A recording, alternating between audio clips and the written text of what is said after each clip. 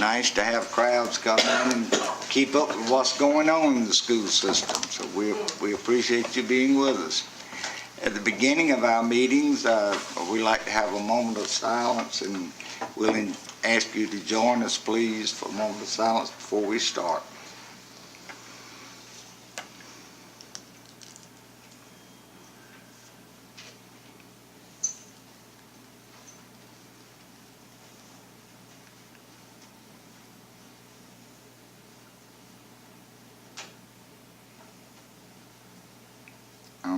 Thank you. Next, we'll have students from Walhalla L going to come up, Ms. Lusk, and they're going to lead us in the Pledge of Allegiance, and we'll invite you to join us for that too. So, Ms. Lusk, and then she has a presentation briefly about Walhalla L. So. Absolutely. And do you mind if I let them tell who they are? Please do. Please do. I'm very blessed at Walhalla Elementary School to have great students and great parents and great teachers. So tonight our chorus group is going to lead the pledge, and then I'm going to share a little bit of information about them. So Keegan, we'll start with you. Tell your name and what grade you're in. My name is Keegan, and I'm in grade 4th. My name is Gracie, and I'm in 5th grade. My name is Shelby, and I'm in 5th grade. My name is Ella, and I'm in 4th grade. My name is Kath, and I'm in 5th grade. My name is Sawyer, and I'm in 4th grade. Very good. So they're 4th and 5th graders from Walhalla Elementary School. And at this time, if you'll stand and join us in the Pledge of Allegiance to the flag. Ella. I pledge allegiance to the flag of the United States of America and to the republic for which it stands, one nation, under God, indivisible, with liberty and justice for all. Thank you. And you may be seated. Yes, I'm ready. No, not ready for the music. I'm ready for my slideshow. Put it up there. Yes. Tonight I'd like to recognize 6 students from Walhalla Elementary School. These 6 students were selected to be a part of the South Carolina Elementary Honors Choir. Mrs. Williams is our music teacher. We have a fantastic chorus program. Ms. Williams is actually down here on the floor getting ready to lead their music. But we had 6 students this year audition back in October for the South Carolina Elementary Honors Choir. Our 6 students were among 650 students throughout the state to audition for this program. And out of those 650 students, 150 students were chosen. The students were scored on their tonal memory and their vocal ability, and all 6 of the students here with me tonight received a perfect score. So let's give them a round of applause.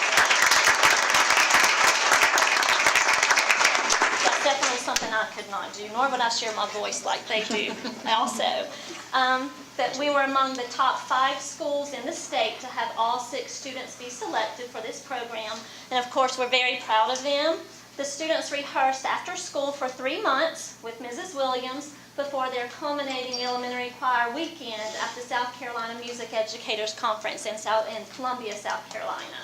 The students were led by nationally known composer Henry Lett, and they rehearsed all weekend before the final performance in front of their families and the South Carolina music educators as well.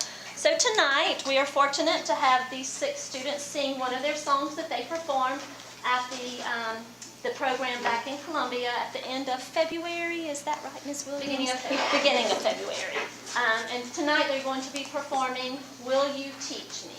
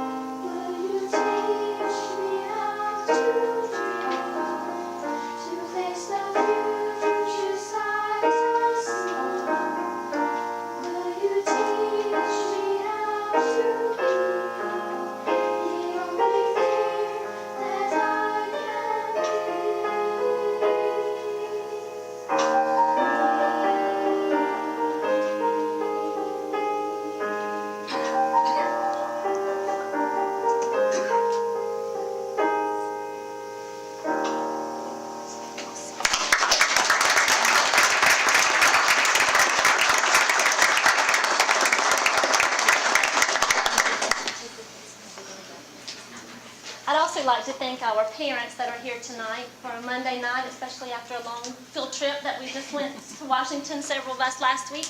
So, and at this time, I think our students are also going to be recognized with a certificate. Is that right? There you go. Very good.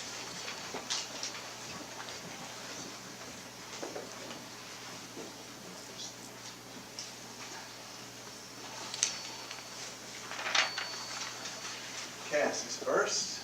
All right, congratulations.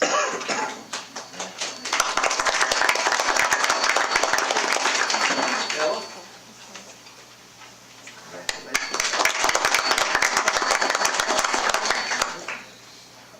There we go. Shelby?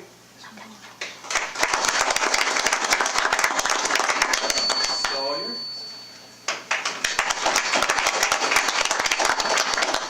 Gracie?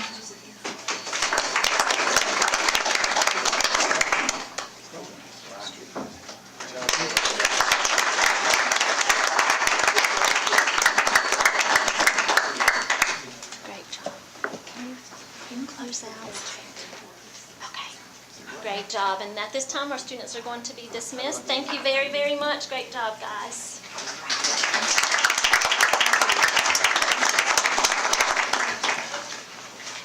Thank you, parents.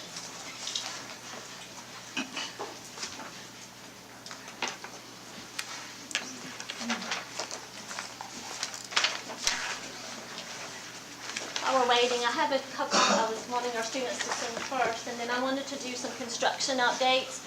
As you may or may not be aware, Walhalla Elementary, we've been going through major construction and renovations for over a year, but hot and heavy for the past year. I wanted to just publicly thank all of our faculty and staff at Walhalla Elementary School, our parents, our students.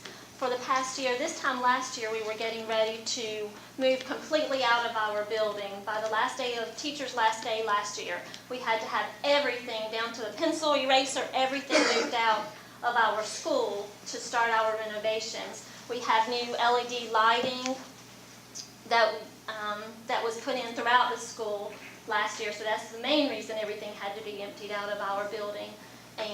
But we're also adding a full-size gym and adding a couple of additional classrooms through renovation.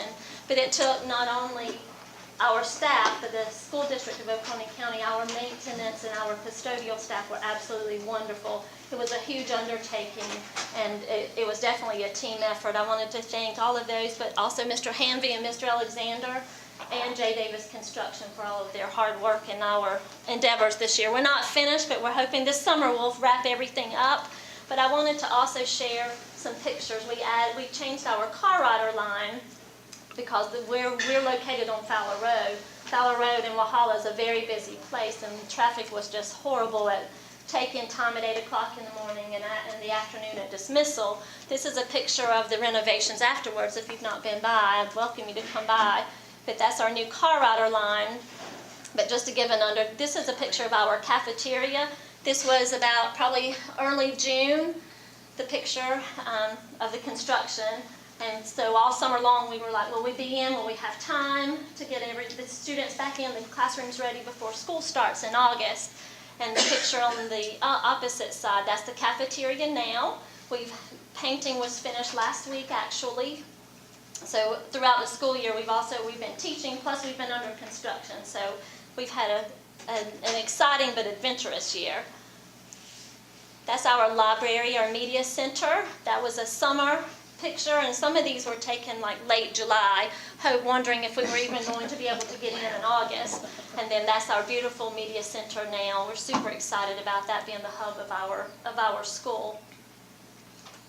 That's just a hallway. To go to our new gym, we had to have an extension off. We had to take one of our classrooms, and actually it was kind of split in half to become a corridor going to the new gym. And so that's a before picture, and then this was right before spring break, the new hallway that is now going out to the new gym. We haven't gotten occupancy in the new gym yet, but we're hoping very soon, right, Mr. Hamby? We hope. That's a classroom that was renovated, and of course now you can see we have all new cabinets in most of our classrooms. Still some cabinet work to be done, but it's looking much better than it was, of course, before school started. That was, the car rider line out front was a huge undertaking, and so lots of dirt had to be moved, and now our car rider line is absolutely wonderful, much better than it was before, much better than I imagined it could be. Those are just some pictures of before pouring the concrete, and then again our school there. And these are some pictures of the new gym. It's not completely finished, as we said, and it's even more updated than this by now. I wasn't able to take updated pictures today, but that's going into the entrance of the new. The gym is an auditorium. We have a stage in there as well. We have outgrown our space at Walhalla Elementary School, so that's why we've had to do all of these updates and renovations, but that's the gym. And just again, I'd like to thank the School District of Oconee County for all of your hard work, and especially Mr. Hamby and Mr. Alexander, because I know any huge undertaking like this takes a team effort. But thank you very much, and thank you for letting me share my students and my school tonight.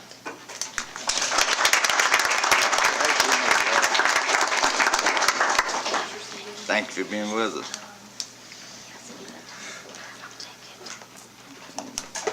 Next, we have a special recognition. You're going to get it there. Is Ms. T here? Great. Come on up. We want to recognize you. I'll let the Y'all all come down. board come down. We want to recognize Ms. T. She is one of our more recent high school graduates. She is a graduate through the Act 155 legislation. I think it may have a different name now, but this is something that we have worked on trying to get the word out. But she completed all the requirements that she needed for graduation during her time in high school, but there was some testing things that came up, and now the state has allowed her to get that diploma, and we've had her diploma, and she is an official graduate of Seneca High School, and we wanted to recognize her.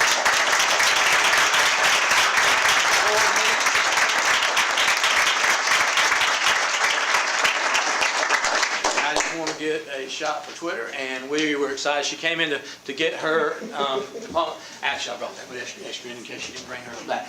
She came in and got her diploma last week, and we asked her would she come back and be recognized, and she was excited to do so. So we just want to thank her for sticking to it and getting the information to us. And we want to advertise to anybody else out there who may have a question about whether they're eligible or not. They can call our office, and we'll do the paperwork to let you see if you're eligible to receive your diploma through the Act 155 legislation that the state has passed. So we want to brag on her and thank her. All right, so we're going to let you do this officially. You stand over here. We're going to let you go right down the line.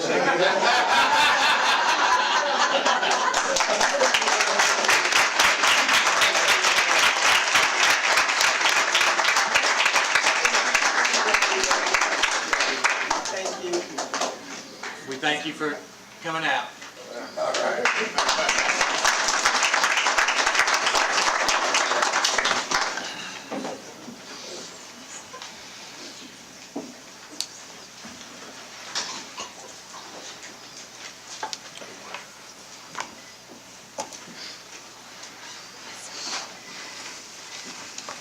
She reminded me that I was her principal just a few years back. It wasn't One minute. but it's been a little while. But congratulations. All right. Next, we have need a motion to approve tonight's agenda for the April 16 board meeting.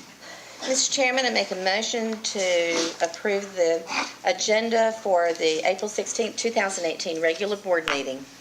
Second. Have a motion and a second. Anybody see anything that needs to be changed? All in favor then would be unanimous. And then next we'll have a report from Dr. Thorson. Yes, and I did want to make one quick announcement before I get into the agenda topic. But Walhalla High School's School Improvement Council went to Columbia on Saturday. They were in contention for the Riley Award, which is given to the top school improvement council in the state. And they were successful in that. They won that award on Saturday. So I want to publicly congratulate the Walhalla High School School Improvement Council and the work that they did last year and the recognition they received on Saturday. We'll have them come later at a different board meeting, but since that just happened Saturday, I wanted to make sure y'all were aware of that. And now we can get into the agenda topic. I'm going to let Ms. Moore pull this up. Certainly, you know, the school shootings have caused a lot of angst in our nation. And in the national media, there's been talk of arming teachers, and that's a controversial topic. And we've created, I guess, some discussion here in Oconee County with this Armed School Alliance program.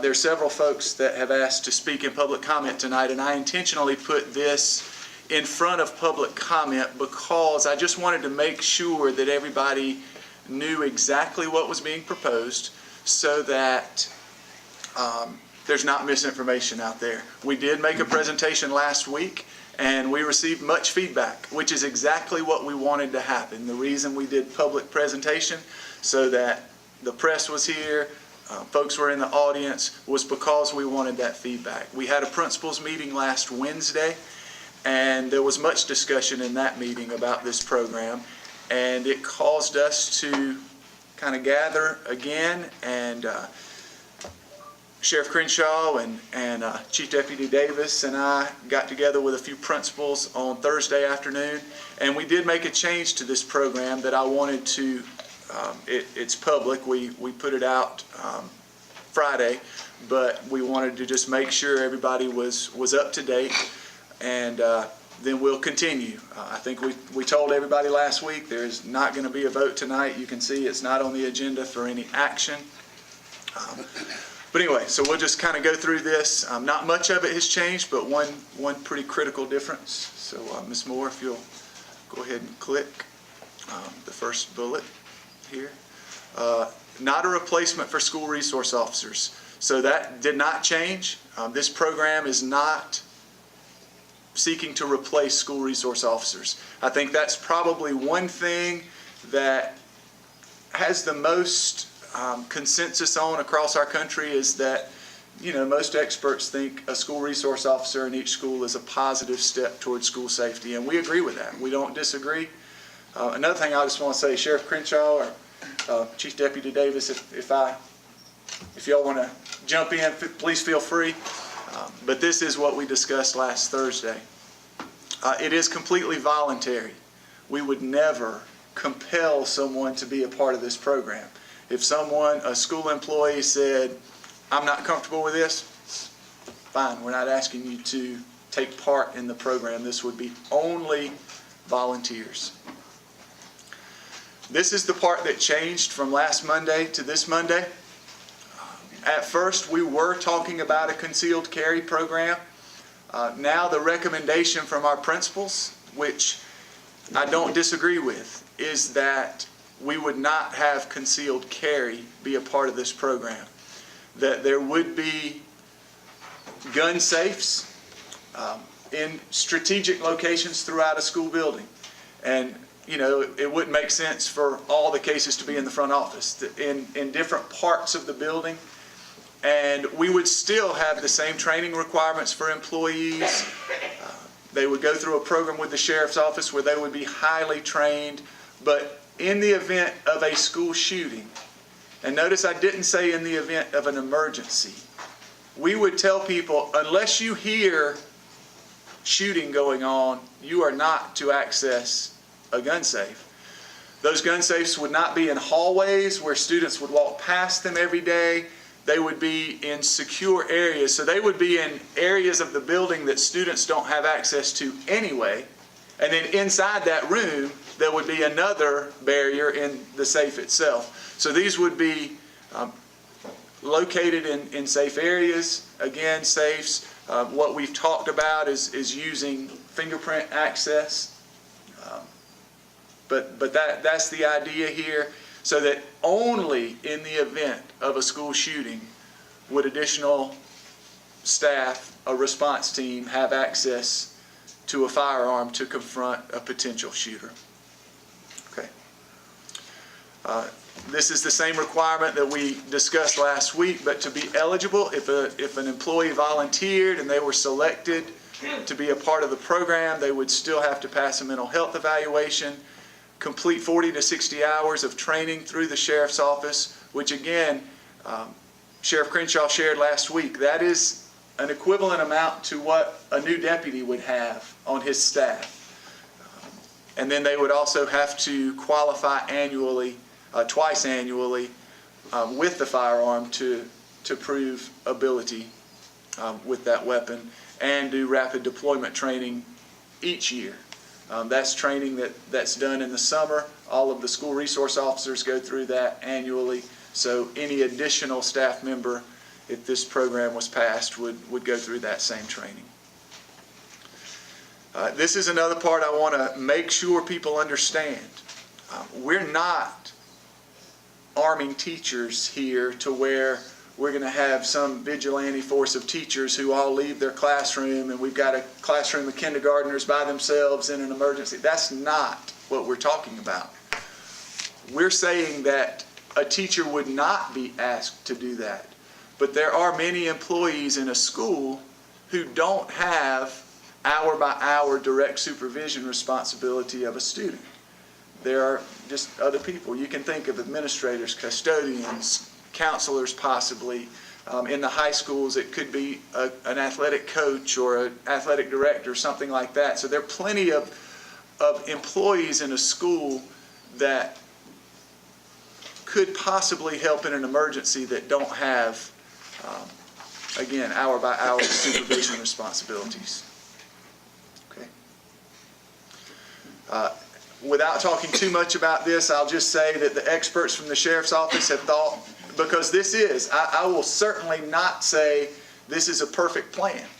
There are risks in this plan, and one of the risks would be if there was an emergency, how do the responding police officers know who the good guy is and who the bad guy is? And without saying too much, I'll just say the sheriff's office has thought long and hard about this one topic, and they've come up with two very specific strategies, and maybe more, that would help mitigate any, not any concern, but help mitigate the chance of this being a problem. Okay. Again, we had originally said as many as 50 participants in this program, and as I said on the video that we released Friday, 50 is a big number. I understand that, but with 19 facilities, 2.1 or 2.2 per facility, so we're not talking about a large number of employees relative to the number of employees in our district. We have approximately 1,500 employees. So we're not talking about arming our entire staff and everybody's carrying a gun. We're talking about a relatively small number in each building who, in support of or in the absence of a school resource officer, could help confront if it ever became necessary.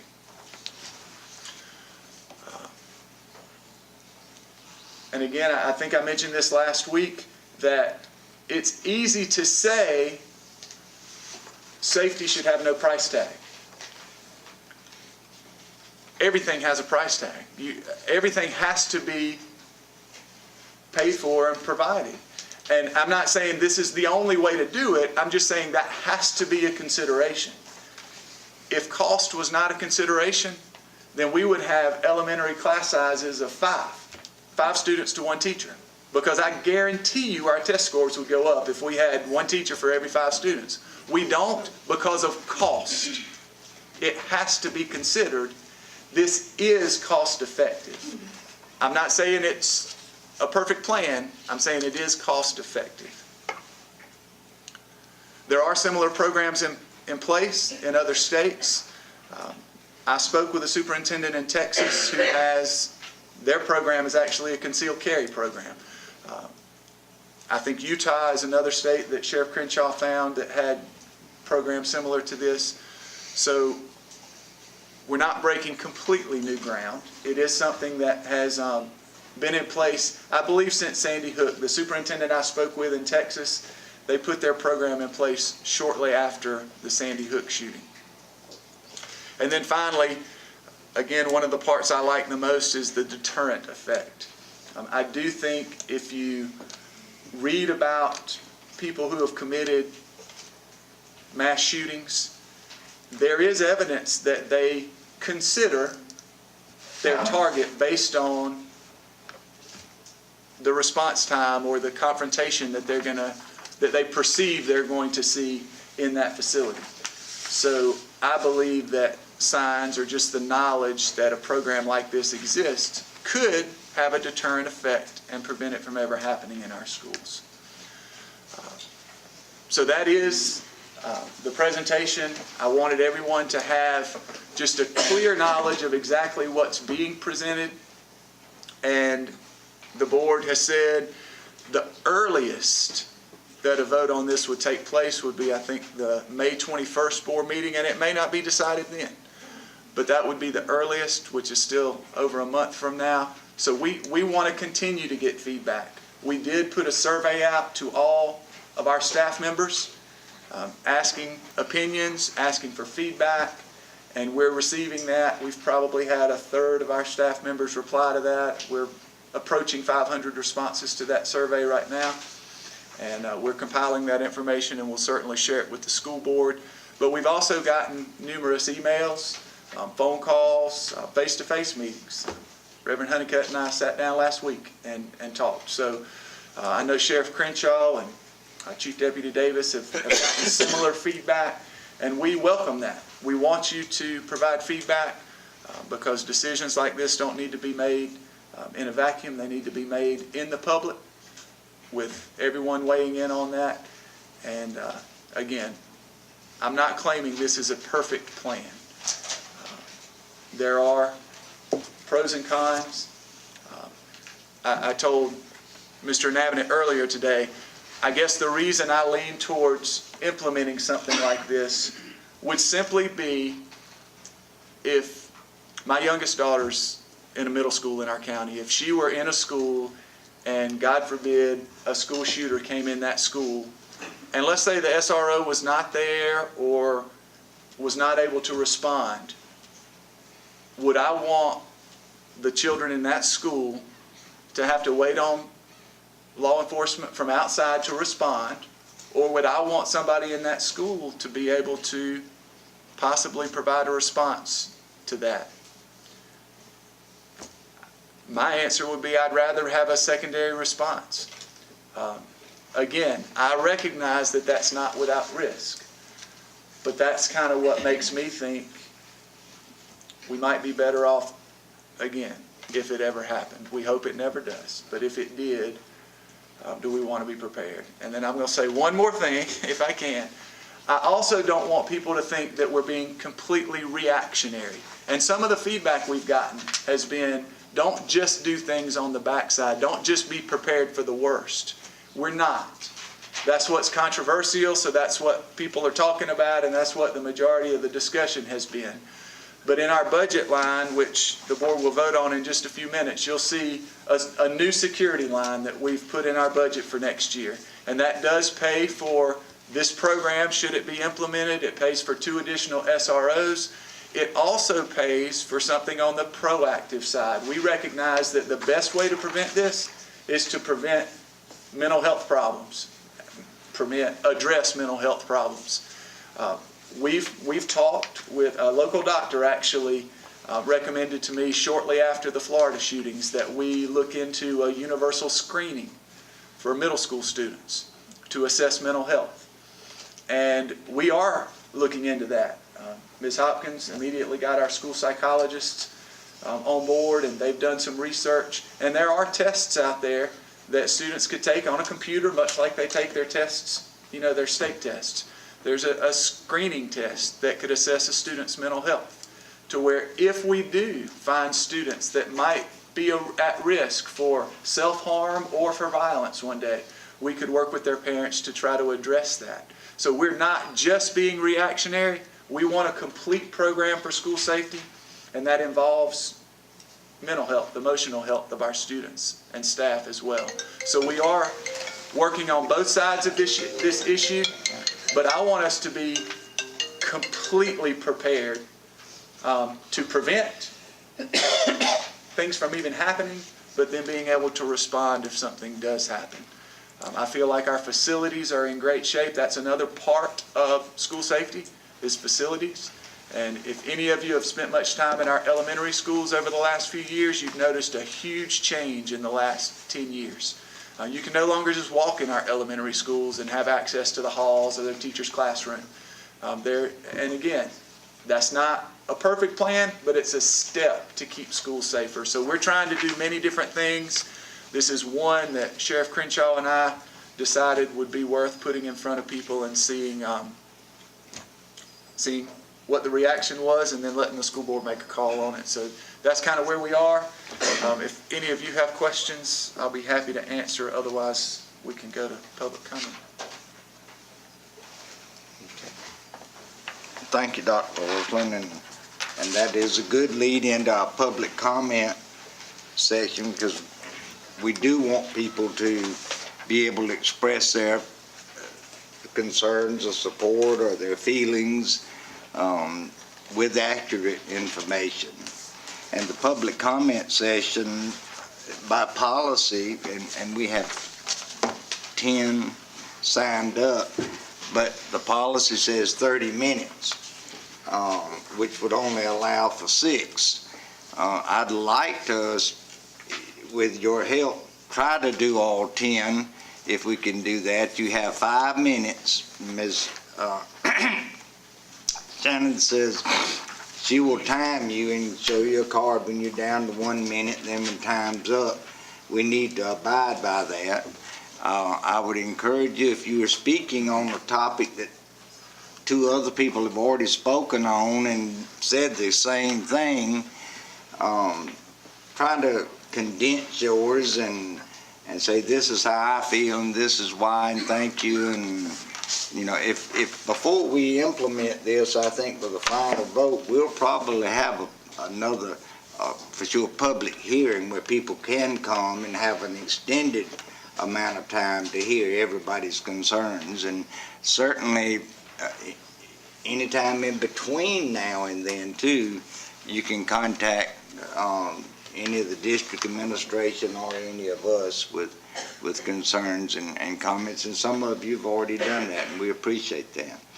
All the comments may not be related to this, but I'm sure it's the most popular topic tonight. So with that, remember, it's 5 minutes. It is designed to share. It's not a question and answer period. The board will probably not comment back, or the administration will not comment. It is a time for you to make a comment expressing your feelings or concerns or wishes or whatever that may be. It is not time to attack anybody, individuals, the board, the district, or anything of that nature. So, and with that, who's first? Michael Hester.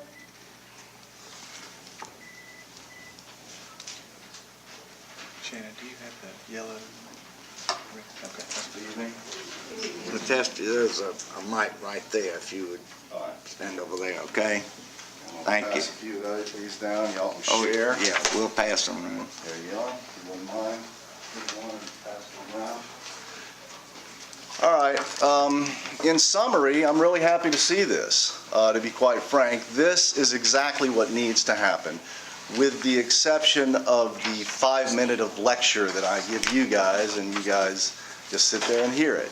This needs to be a conversation. We need to figure out a time when this entire perspective, this entire community can ask you guys questions, get your thoughts on it, and give our feedback, and we can arrive at a decision together. Part of the issue here, not just with this specific risk fear-based issue, is that people don't like the government determining what it is and handing out some sort of a dictum. You know, we want our questions to be answered. We want to know. For example, when Dr. Thorsland was going through some of these specific points of it, lovely, that's wonderful, but there are so many questions that crop up when you're in the middle of this explanation. And rather than us having our opportunity to engage and have these answers given back to us, it simply turns into another political forum where you want us to say our piece, you hear our piece or don't, and then you guys go off and do your thing. That's not what community is. That's not how this is going to get solved. And you guys know this for real. So in the future, maybe to solve this problem, we can come up with a mechanism to go beyond this little 5-minute, lecture thing, and let's get some real feedback here. Now, to the issue itself. I'm really happy to see the community feedback. I'll bet this is probably more than you guys had in the previous meeting, but I was not there, so I do not know. But the fact that it's generated this amount of interest says an awful lot about our community, because this is the answer. Bringing weapons, bringing violence into the school, in my opinion, is not the answer. I commend you all, sheriff, everybody, for really looking at this and saying we got to do something. You're right. Let's figure out something to do, okay? But looking at the most cost-effective option, that doesn't put our priorities where we say they are. If our priorities are keeping our children safe, let's look at more community involvement first. Let's have parents wander the property. Let's get, I believe it was Dr. Thorsland or whoever it was that said, let's engage the threat first. The psychologists, the mental health evaluations. If we have money to spend on mental health evaluations for these people who want to volunteer to carry or potentially carry a weapon in school, potentially activate a weapon in school, then where is that money for other mental health evaluations for the children? Let's get into the community, find out what the problems are, tear them apart together like we're doing here, like families do, like people do, like communities really do. Let's do this. We can do this. Let's not back ourselves up against a wall, come up with what is a fear-based approach and simply go with that. Let's take everybody else's everybody else's perspective into account. Let's work through this together, honestly. That's really all I ask. It's all any of us could ask. As long as we're all doing it with a decent heart and we're not coming at this with contempt or some anger or something like that, then that's all we can do, right? Feedback? Anyone? There you go. All right. Thank you. Look, that's how we can do it. Thank you all very much. Thank you.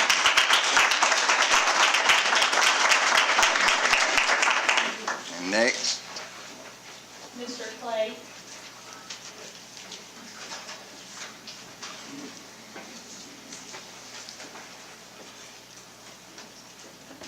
Thank you. Hard act to follow right there. Bear with. I would start by thanking you folks for giving us all the opportunity to speak and gather here to express ourselves. excuse me, Mr. Clay, would you state your name too? And I'm sorry. just for the record. Do I need to talk into that thing? We're videoing you and have it on Yeah, record. Butch Clay. I live in Mountain Rest. I've been living in upstate South Carolina since the early 80s. Grew up in Middle Georgia, Macon, Georgia during the racially charged 60s. I was in school in Macon when Martin Luther King came there, went to see him. So I go way back. And being a southern boy, I grew up with guns in my hand, hunting, fishing. That's what we did. And a lot of the guys that are such big gun proponents these days, they probably weren't born when I was already hunting. I got tired of killing things and I quit hunting. But I didn't come here to talk about guns. So forgive me. I wanted to thank you folks for letting me come speak. I wanted to appreciate Sheriff Crenshaw's initiative in addressing this issue because, as I said, I'm a father of 3 kids, all of them in Oconee County schools. I'm old enough to be their granddad, but they are 13, 9, and 5. And I have myself taught until last fall. I have taught 13 straight years in therapeutic boarding schools locally. First at one down on Tugaloo for 5 years, and then I helped start Whetstone up here in Mountain Rest, develop that academic program and their outdoor education program. it is because I have kids in this program, and I have had a very good experience with my children in Oconee County Schools, and I thank you for that. And partly because of that, and also because I've had the chance to work with kids in private schools coming from all over the nation, very affluent kids. I'm a big proponent of public schools. Our children are our best hope for figuring out how to get us out of the mess we're in. Behind that is the teachers. They've got to have the space to teach them. Not only say space physically, but they've got to have the kids who are not so anxious that they can't think straight, burdened by ADHD issues, other attentional issues. Lord knows where they come from. My kids, I can't ever keep them off the screen. And I really appreciated what this first gentleman said about coming together in a community to work through this and have the opportunity to feed in. So I know I'm quickly going through my time, and I'll never get through all of what I had to say. In fact, I told my wife I'm going to the Board of Education and speak for 5 minutes. She said, "Who do they think they're kidding?" She said, "I hope somebody's got a gun in there so they can shut you up." But anyway, I'm not just kidding. I want to address that part first, and I want to take you folks up on any offer that you might make for further discussion about. I want to look at the reactive side and the proactive side. And I started thinking about this after I had a very pleasant meeting with Ms. Robertson, the principal at James M, where 2 of my kids go, thinking in terms of reactive and proactive. I might not get past the reactive, but I'm the one that printed these handouts that I want you to see. It came from Ed Week, Educational Week. I imagine a good many of you read that anyway. I've always read it. I'm not working in schools right now. I'm house dad. My wife brings home the bacon. I do some contract work for the Forest Service, roaming the rough country, inventorying invasive exotic plants. And I find I get along with things like bears and wild hogs sometimes better than middle school boys. Anyway, but I love them. And a lot of what I did with these guys is take them out in the woods. These kids were coming from all over the country, mostly raised in cities and malls, and they were just thirsty for authentic experience. And it was such a pleasure to take them out and work with them. It made me understand what teachers face every day dealing with kids. They're on the front line every day. And what's going on out there that our kids are bringing into class, the emotional issues, the issues of mental health, they have to be addressed.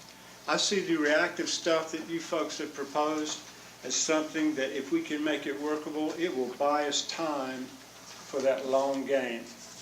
And that's the real game. Appreciating our children, appreciating our teachers, increasing their pay, making it so that they'll stick around and help build this country and put it back again. Black, white, Hispanic, everybody. That's the way I was taught, the way I grew up, and that's where I want to help take us. I have my son. Mr. Clay, My son is you need to Benjamin. wrap it up. I'm sorry? Your 5 minutes. Okay, are up. yeah, my son is Benjamin, and he's named after an uncle of mine who died in France at the Point of Patton Spear, 1944. So I'm a great believer in First Amendment and the Second, and Okay, I want to work with all of you, and thank you. thank you. Ms. Gibson, who's next? When y'all are speaking, keep an eye on Ms. Gibson too. She will let you know when your time's about up. Okay. My name is Mark Doherty. I have 2 sons, Glenn and Madden, a 3rd and 5th grader at Kiwi Elementary.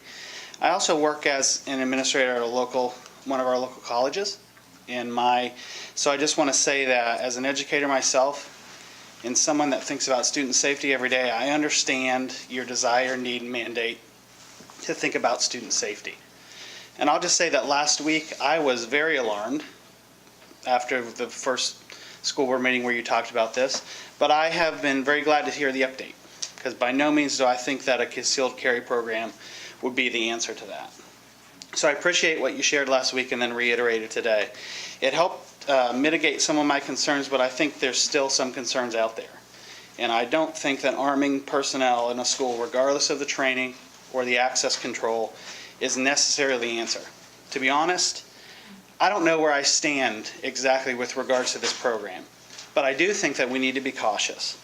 So I hope in the next month that the school board and superintendent's office will continue to provide information to parents and community members about it.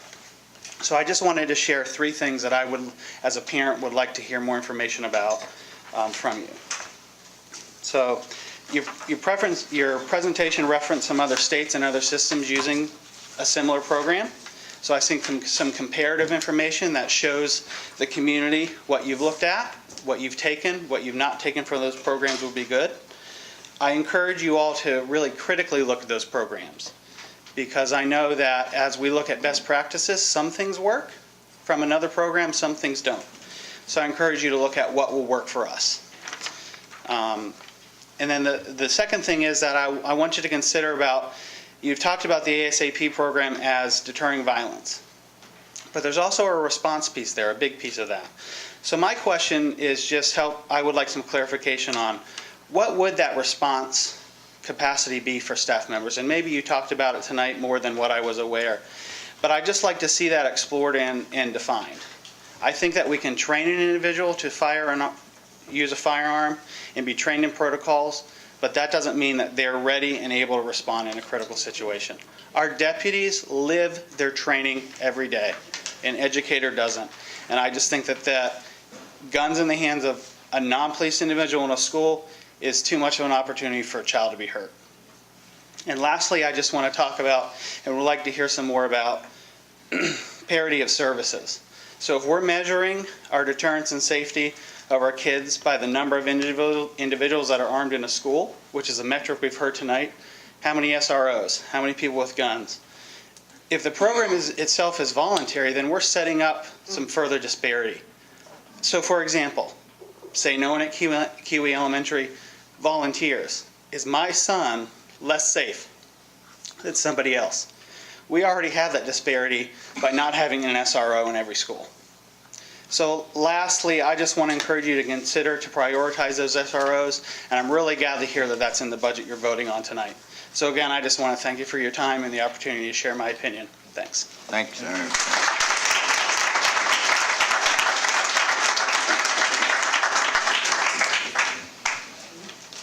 Pastor Lee.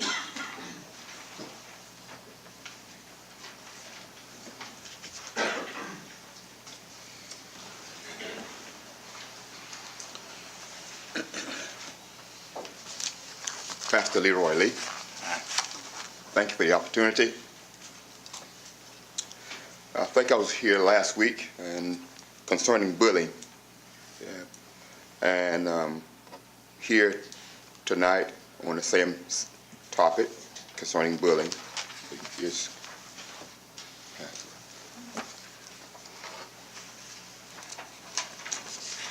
Bullying is a topic that I see a need to address and like to see some additional work in that area concerning that policy. Our last meeting, the concerned citizen provided you with a copy of the proposed changes to the bullying policy. And we would like to know the status, your thinking on what we've given you. And if we can help you in any way, please let us know. A concerned citizen think that to reduce bullying incidents, it's critical that the staff and students know how to use reporting form properly. The students and staff must understand what constitutes bullying according to our laws and policies. Training is very important. And to be effective, you need the repetitive training in order to be able to get a proficient process. Everyone in the school should be aware of the bullying incident form and how to access it and know how to use it. The proposed bullying incident report form is a user-friendly form. Students should be able to see changes happening at our school based on the incident report.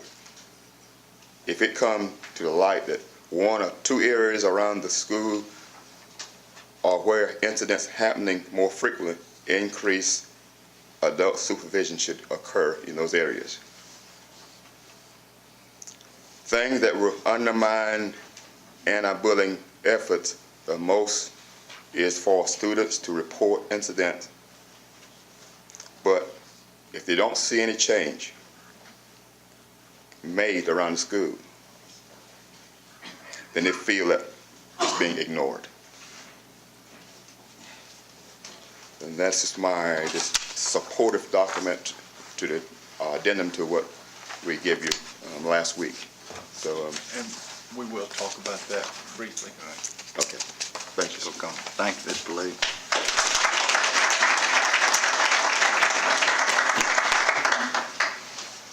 Paula Henderson.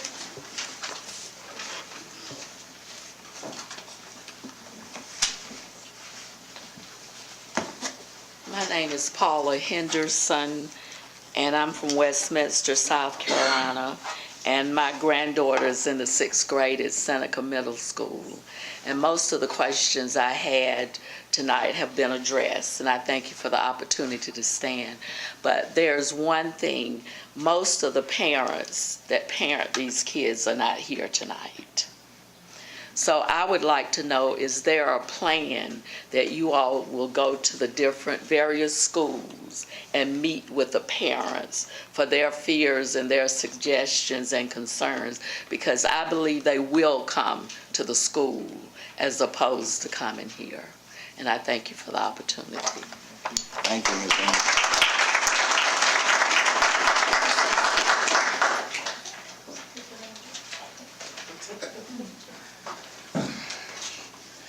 Well, my name is W.C. Honeycutt. My concern is really for the faculty that will put themselves in that position and predicament to be the one that have to confront someone that comes onto our campus for the school and have to deal with this. And for the most part, we see those individuals that come on campus as either a student or former student. And my concern is to put a faculty member or whomever it may be that is an employee of that facility in a position to have to confront either a current or former student. And will they be able to really shoot this child? Because basically that's what we see that come onto the school campuses. Because no matter how old we get, especially with my mama, I was married and everything, but I still was a boy. So as we think about that relationship between that student and that faculty member, are we looking at really trying to put them in that kind of position to make that kind of decision? Because if it happens, what happens afterwards? What happens to the sibling? What happens to the parent that has to now go and face that faculty member who was the one that had to take down their child? And I think we need to look at how that would hurt above anything else our school system. So I believe as far as arming, but putting guns on a facility, we need to really look at who really will have that kind of access. I really don't believe we should leave that up to faculty members and staff members, because their interaction with the kids every day, all day, it changes everything. I believe we need to put people in position that are trained for that position, and let teachers teach and let staff do what they do and what they signed up initially to do. And that's my concern. Thanks.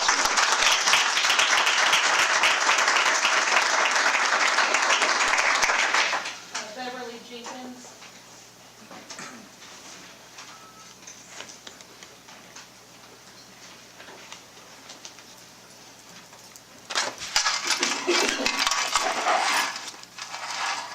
to the Oconee County Superintendent, Dr. Thornsland, and the school board.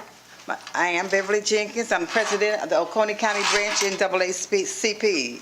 Speaking on behalf of our organization, we are concerned about arming school-level employees and staff.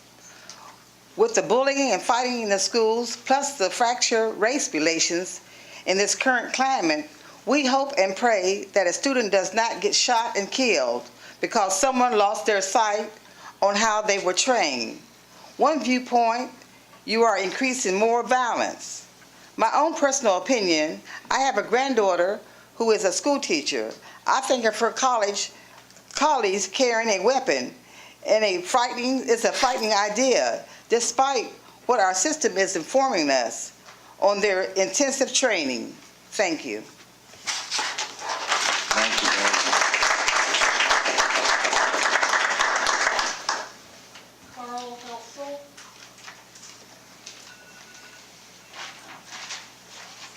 My name is Dr. Carl Heltzel. I live in Seneca, and I started in the second grade at the Kiwi Elementary. And I just wanted to read something. I was reading an article by a highly decorated Marine, now a school teacher. And the thing that stuck out in the article, he's saying that responding effectively to an active shooter situation is one of the toughest challenges of a marksman. At a shooting range, targets do not fire back. And so training will be an enormous task, much larger, much greater than maybe we're thinking. And there are states that have programs such as this. And in South Dakota, if the parents are not in agreement, then there has to be a voter referendum. And that's what I would like you all to consider. And the point you made about working with mental health was spot on. Thank you. Thank you, sir.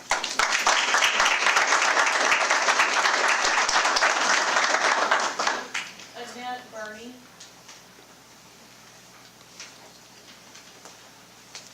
Thank you to the school board for allowing us to speak at this time. I would like to, I don't have any children in the Oconee County school system. I have friends. All of the children in the school system are my children, and I'm concerned about all of them. Personally, I'm not for arming personnel in the school system. I'm for adding more SROs, taking that money that you are offering to train volunteers with, put it in mental health. Put it in mental health. Start there. You can't, I personally don't think you can pattern Oconee County after a town in Texas. I look at the access to the firearms, what you pointed out tonight as an update. It's going to take a lot for those volunteers. I'm not going to volunteer. You might have the training, the mental health evaluation, but underlying, do you know what their motive is?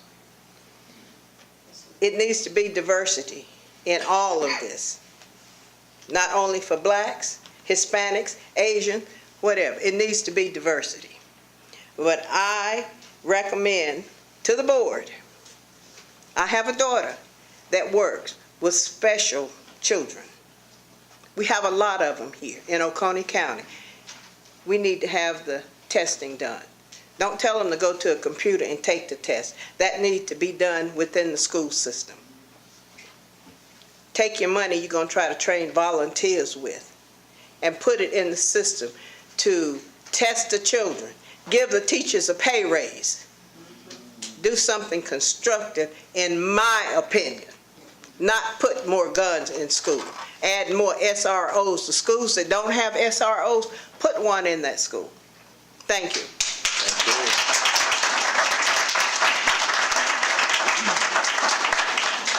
Bill Johnson.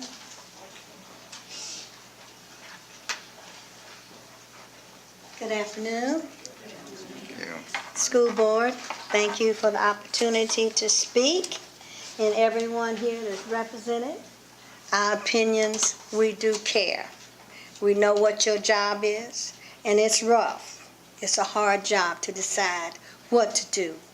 But my concern is putting guns in the school, as most are here today speaking of. But I feel like it is a serious issue that we may need to put our monies in a different area.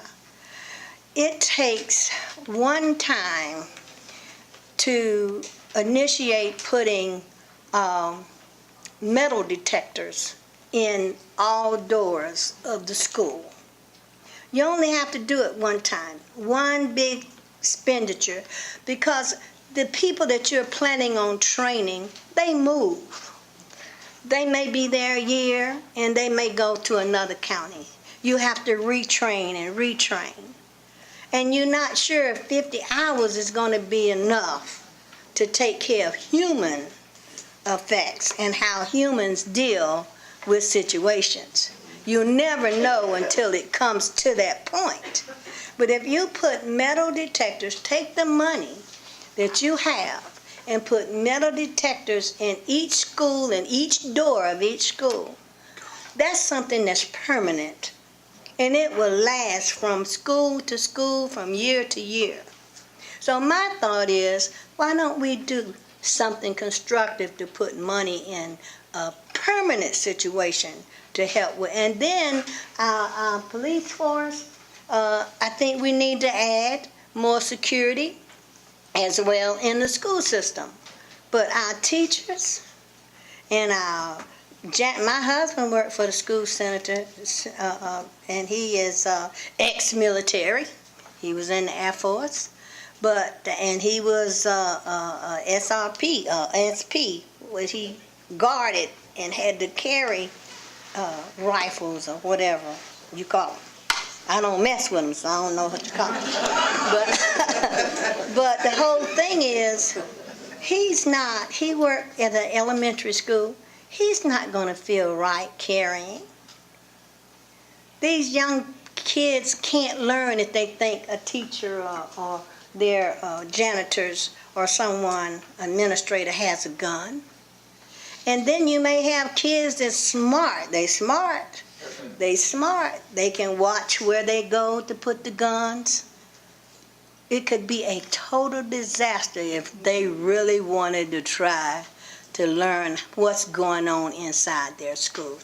So I think you need to invest in metal detectors. And each child that comes through that door have to be checked with that metal detector. And adult as well. That's my thought for upgrading this county. And I lived in it for 65 years. Thank you. Thank you.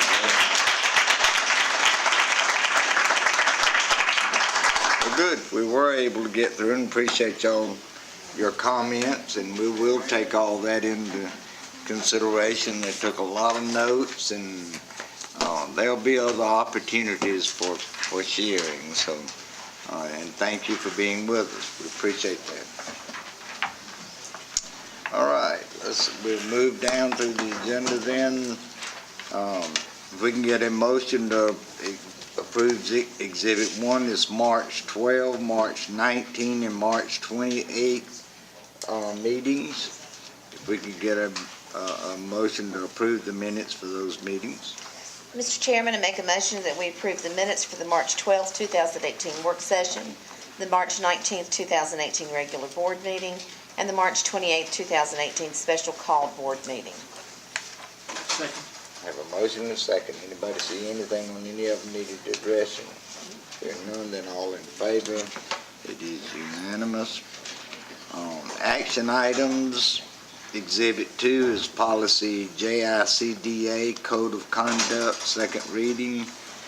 And that was what Reverend Lee had referred to, and that's the one that we're going to ask that you table, and we bring that back up at the end of our second meeting in May. We were able to, we got the form. I gave you a copy of the form. This was created by Jeff Leard at Seneca High School. We've talked with Mr. Leard, and what we want to do is vet it with the rest of our principals, because we may have to tweak and make some changes in it. We also want to look at the language that they shared with us as far as in certain policy where we say that the form is mandated, so that there is a tracking of it. So we just need a little more time to meet with the principals and assistant principals who've handled the discipline. I've met with Ms. Hughes. We've talked about it. We're good with waiting. We typically now do that online. Once we get it, we only print about 25 copies per school. It's basically an online document now, but we're appreciative of the feedback that we've gotten, and we want to continue to vet their concerns and do that with our administrative folks at the school level. So we would ask that you table this until the May 21st meeting to give us a little more time to work on it. Yeah, and if I can just add, the difficulty I think we face in schools, and I mean, I'll be honest, I face it as a parent at home. Where do you draw the line between what's playful, kidding around, and what's bullying? So if we put language in that says a form must be completed, we just want to make sure we're being consistent. We do obviously want to handle any bullying situation, but we also want to be careful not to make every interaction that students have be questioned as to whether it's bullying. So it's a difficult decision that our administrators have to make as far as how they handle instances, and I don't want to shy away from handling it, but I do want to be aware that it could be overdone as well. If we mandate a form every time a negative comment is made, that may be overkill. So we just need to work through that, and we'll do that over the next. We'd also like to see, I want to talk with Stephanie Visage and look and see, is there a way maybe, because we have an incident manager report in Power School, and those should be logged in there.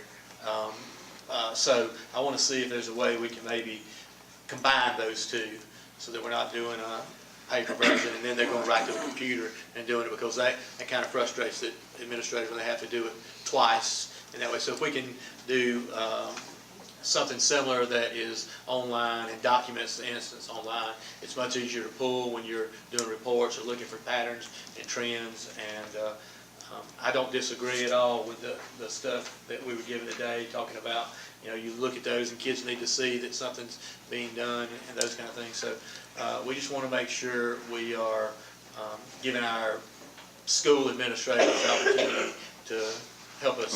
If we then have a motion to table this until the 21st, 21st of May. And if you do some tweaking, could you maybe share that with Reverend Lee and some others and let them see that ahead of time before it's brought back to us, and so we have that communication going too. Good. All right, do I have a motion to table? Mr. Chairman, I move policy JCDA, code of conduct, be tabled for further discussion. Second. Have a motion and a second. All in favor? Unanimous. All right, so we'll continue working on it, and it'll come up again on May 21st. Okay, next is Exhibit 3, Policy JFA BD-R, admission of homeless students. This rule is on first reading. Yes, and so You want to review, this is a Review. policy where we are, first of all, needing to be clear about who homeless students are versus unaccompanied students. We do need to take into account input from either the students if they are over 18 or their parents or guardians for where they want to attend school. It clarifies that when a student is in a school, even if they become a permanent member of a living situation and are no longer homeless, that they retain the right to stay in the school that they were in for the remainder of that school year. Those, I would say, are probably the major changes. The rest are really just catching up to the legislation. Did you have any questions as you reviewed that? Anybody have anything? We talked about this last week, more detail. So if we could get a motion to approve on first reading. Mr. Chairman, move that we approve policy JFABD-R admission of homeless students rule on the first reading. Second. Motion and a second. Anybody have any questions, comments? Hearing none, all in favor? It is unanimous. Thank you. And then locally Yes, the next approved board exhibit. courses, if you want to do that one. As you know, annually, we need to have the board approve the courses that are not part of the official State Department table of approved courses. And so we have before you the document that you saw last week. I did add the team sports, is the title of that course. It's a West Oak High School requested course. The asterisk is indicating those classes that would be new. The others have previously been offered. So syllabi are in the process of being developed for those, and Mrs. Simmons will make sure that those are in place when when folks come back in the fall. Okay. Do we have a motion then to approve the locally approved, board approved courses? Mr. Chairman, I make a motion that we approve the locally board approved courses. Second. Any other questions, comments? Hearing none, all in favor? It too is unanimous. And then strategic plan renewal, you Yes, could sir. do that. I'm sure you all did your homework and read the entire document Yeah. and studied the data carefully. I've provided I to you. kept dozing off after. I provided the additional information that Mr. Rucat had asked about, and I'm happy to answer any questions about that data. But essentially, this is a renewal. It's not a new plan, and what we're seeing is that many of the activities that we've implemented are taking effect. We're seeing an uptick and would like to see that continue, so it's largely about staying the course. Again, we did need to include the gifted and talented application report components, and also the proficiency reports are kind of a change in that process. Mr. Rucat, I can see you have questions. No, no, I'm fine. Would you just share, some of the audience might not have been here last week, and what Sure. they So may every know 5 what the years, plan is. Every 5 years, the district needs to go through an extensive process of doing a needs assessment. We look at historical data, we look at what the goals of the community are, have a lot of community input on that, and teacher input and parent input. We use our Parent Advisory Council, meet with our business partners, our media folks, whomever we can involve. And we put together an extensive 5-year plan that also aligns with the accreditation process that we go through with Advanced Ed. And then what happens is you set some goals that are measurable goals. You work on putting some strategies and tactics in place to achieve those goals. And then each year that plan is in place, you review your progress and you make adjustments if needed. And what we're seeing is largely that we're on track. There is, one of the things I mentioned last time, is that as we look at school climate and culture, there is a need for more parent involvement, opportunities for parents and community to have voice. We heard much of that tonight. We see some concerns about bullying. We've been working on putting a bullying prevention program in place. We also talked about our 11 Logic initiative that we've been implementing. There's some other recommendations that have come from my team. We have increased our mental health counselor presence, so there's a good amount of work that we've been doing in those regards, but clearly there's still work to be done. We've seen good progress in our writing program, definitely seeing improvement there. We know that math is a new concern. We have not put as much emphasis on that historically, but that's where our major focus is now, and we're hoping that we'll see that uptick as well. Thank you, and it is a very extensive process. You can see all the work that goes into that. Teachers just don't show up every day and just do their thing. I mean, there is a plan for it every day, and thank you for all that work. So do I get a motion to approve the strategic plan review as presented? Chairman. Go ahead. Okay. Go ahead. Mr. Chairman, I make a motion that we approve the strategic plan renewal. Second. Have a motion and a second. Anybody have questions, comments? Hear none, all in favor? It is unanimous. And then we have the FY19 general fund budget first reading. And just a quick review of that. Remember that budget is based on the House version. What we have seen now is the Senate has finished with their version, and they're going to see if they can agree. They will not agree, so they will have the 6-member committee that will go to work to then make the compromises, and then we will see where we end up. The goal for them is May 11th to have that to the governor. So we will see if they follow through with that, but we know that there will be some tweaking that we will have to do depending upon which version goes or what the compromise is. Do you see any major differences between the Senate and the House?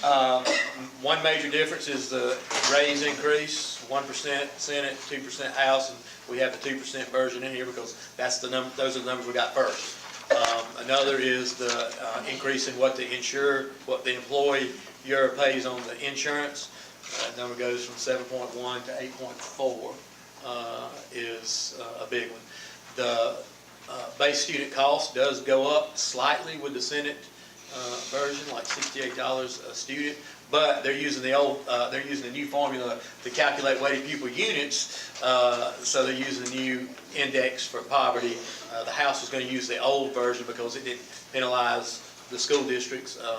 In the new version, 80 of the 83 districts, I think it was, will lose at least some funding because of that. So, but And the two that two of the ones Two are that gain charter the most schools. are the two charter school districts, and then there's one other district that gains slightly. Gains like So the Senate plan is deferring more money to the charter school districts. We will present to county council the first time tomorrow. We'll present to their finance committee, which is the whole council, but it's not an official council What meeting. It's at time? 5:30 tomorrow. We'll go. We've sent the information over. We have the PowerPoint. Ms. Moore, with Ms. Gibson's help, we've made the notebooks for them with the entire layout of the budget. So if they have any questions, tomorrow will be just mainly the presentation, and then we'll go back. You've got the calendar of events, and they'll ask some questions as we go. But bottom line, right now, if all ends up as we have it, is this budget is about 1.561 into the fund balance, $1,561,000. But the total budget is proposed now. I'm sorry? What is the total figure then? Okay. Oh, The revenue. 90 what million? The revenue is $98,507,724, and the expenditures are $99,566,775. But she has built the revenue side of the budget, assuming no increase in the value of a mill. So if there's any increase in the value of a mill, that could reduce the deficit. Sorry.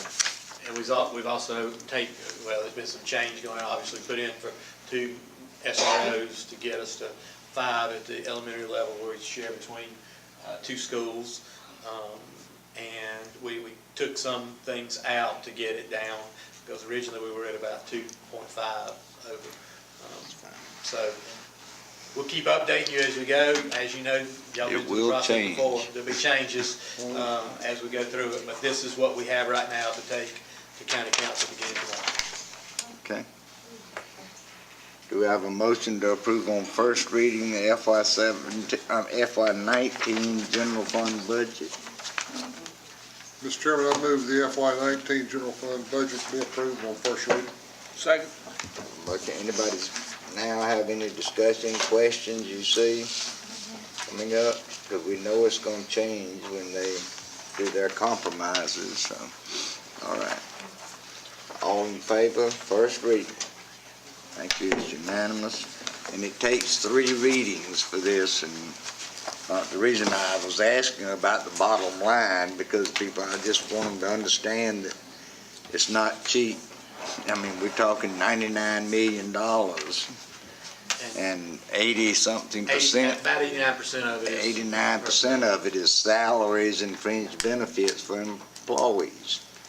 That's where it goes. So it's a huge industry or business or economic force in the county. So it's your information. Next we have a motion for executive session for personnel items, employment recommendations and changes.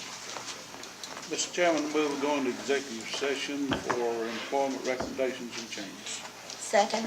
Have a motion and a second. All in favor?